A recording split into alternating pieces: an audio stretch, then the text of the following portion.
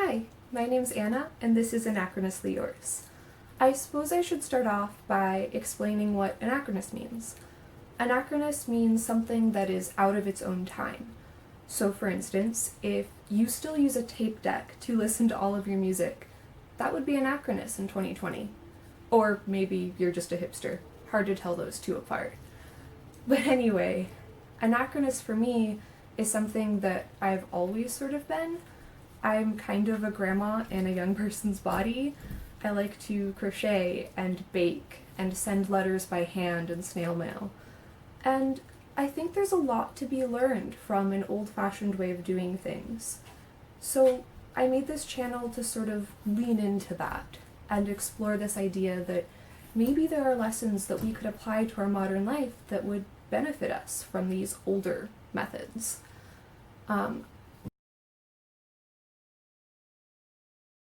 So this channel will be partially me teaching you those skills that I have picked up that are a little bit anachronous, and will also be partially me exploring new skills that are old-fashioned or not used anymore. And hopefully you'll be learning them with me and exploring with me. So for today, I thought it would be best to start by just getting to know one another. And I know I'm extremely late to the 20 questions party, but I thought that would be a good way to start out. So I'm going to be answering 20 questions from this list of lots of questions, and I'll put the link down below. So if you want to answer some questions so I can get to know you, I would love that, and hopefully we can do this sort of together. So without further ado, question 1. Is cereal soup? Why or why not? Yes, I guess cereal technically is soup. It's kind of a weird cold sweet soup, but I guess cold soups are a thing, so sure, cereal is a soup. What secret conspiracy would you like to start? I'd like to start a conspiracy that traffic lights know when you're running late and do their utmost to make it as difficult for you to get to something on time as possible. What is invisible but you wish people could see? I think for me this would be wind or maybe sound, because they're both things that you can hear and feel and that affect you, but they're invisible, which sort of messes with some people and also means that people who are deaf can't participate as much in music, so maybe if they could see it, it would still be artistic to them. What's the weirdest smell you have ever smelled? So a little background on me. I studied molecular biology in school, so we did a lot of labs with weird smells. I think the weirdest smell had to be when we were dissecting pig hearts, which I know, gross. But anyway, they were preserved in formaldehyde, and that mixture of pig heart and formaldehyde was really gross and really weird. Next, is a hot dog a sandwich?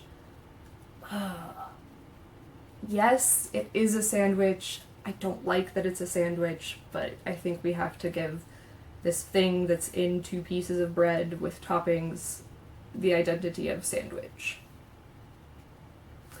What's the best Wi-Fi name you've seen? For most of my years in university, the people next door to me had the Wi-Fi name Wi-Fighters, and that always sort of made me laugh, and I don't know if they were going for sort of Foo Fighters or they just thought, oh, Phi is the start of fighters, but it made me laugh. What's the most ridiculous fact you know? Oh, God, I love facts. I guess one of the most ridiculous facts is there is a Japanese general who actually won a battle after he was dead. His men propped his corpse up on a horse and sent the horse out toward their enemy who were lined up at the gates, and the enemy fled because he had such a reputation of being a fighter. And yeah, pretty ridiculous. What is something that everyone looks stupid doing? Oh, so many things. Drinking out of a straw, trying to put on mascara, most makeup faces actually. When you're really tired, most people look pretty weird.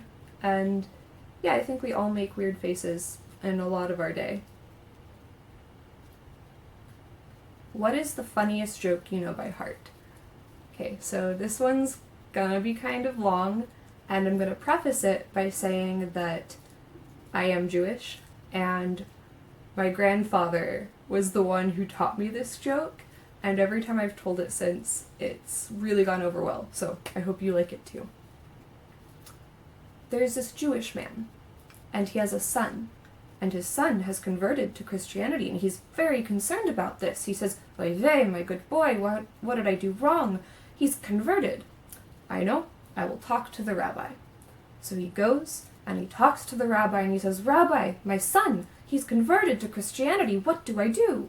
And the rabbi says, "Ugh, I know, my son, not only has he converted, but now he wants to become a priest." "I know, here's what we'll do. We will pray to Yahweh, and he will send us guidance." So they pray, and they ask for guidance about what to do with their sons, their good boys, where did we go wrong? And then lightning flashes, the clouds part, and a booming voice says, "Tell me about it." And that is my favorite joke. In 40 years, what will people be nostalgic for?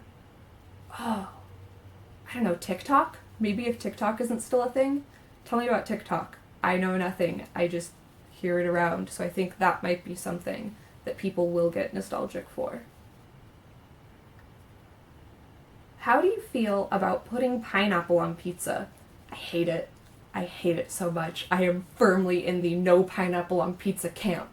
Like, do what you want to do, put pineapple, put whatever you want on your pizza, but please don't let pineapple get anywhere near my pizza. What part of a kid's movie completely scarred you? I don't know about any kids' movies that scarred me, but my dad did let me watch a lot of the Indiana Jones movies when I was a really little kid. And so I remember from Indiana Jones Temple of Doom, that scene where he rips the guy's heart out. Yeah, I first saw that scene when I was about 3 years old, and I had nightmares for years. What kind of secret society would you like to start? Secret society. Gosh, I don't know. Maybe a secret society that goes and seeks out, like, rare books and banned books, and we protect them, and only members are allowed to see them and touch them, but we try to share the knowledge, but not to people who would destroy it, and we get to see the original copies, but maybe we, like, type up the books so that other people can read them. I don't know. That's probably really nerdy, but that's okay. So am I. If animals could talk, which would be the rudest? Which would be the rudest? Gosh, I don't know that any one species would be particularly rude, but you know those cats that think that they are just the absolute gift to humanity and the world? I think they could be pretty rude. My cat's not really like that, but I think some cats could be pretty rude. Maybe also squirrels. Squirrels are always stealing things from us, so that's pretty rude already, and maybe they'd be rude if they could also talk. What's the best type of cheese? Gotta say Jarlsberg. It's so tasty. It's so good. My dad loves it, and when I was a kid, I used to sneak it without telling him, and then he'd notice his cheese was gone and get really mad and ask who had taken it, and I never fessed up to it. So, sorry, Dad.